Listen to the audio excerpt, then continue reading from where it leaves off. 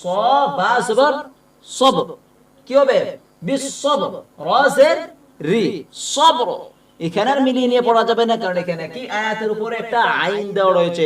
এখানে ভালো করে খেয়াল করবেন, এই আয়াতের উপরে এখানে যে আয়াত দেওয়া রয়েছে, আয়াত কাকে বলে? এরকম করে একটা গোল নিশান দেওয়া থাকলে এটাকে কি বলা হবে? আয়াত বলা হবে। এটা কোরআন শরীফে দেওয়া থাকে, এটা কি বলা হয়? আয়াত বলা হয়। কিন্তু এর মাঝখানে কি এরকম করে এক দেওয়া থাকতে পারে, তারপর কোনো দুই দেওয়া থাকতে পারে, 12 13 14 এরকম ওটা কি দেওয়া থাকতে পারে।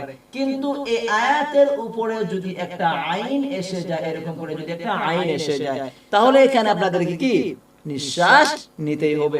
এখানে কি এটাকে কি বলা হয়? রুকু বলা হয়। এটাকে রুকু বলা হয়, রুকু বলা হয়। আমরা যে বলি এক রুকু দুই রুকু এরকম করে, কি এটাকে কি বলা হয়? রুকু বলা হয়। এখানে আপনাদের কি করতে হবে? নিঃশ্বাস নিতে হবে। যে নিয়ম নীতিগুলো কিন্তু আমি আমার আগের ভিডিওতে ভালো করে বুঝিয়ে দিয়েছি। তো এটা কি হবে? আয়াতটা ভালো করে খেয়াল করবেন। ওয়াতাওয়াসাউ বিস-সাবর।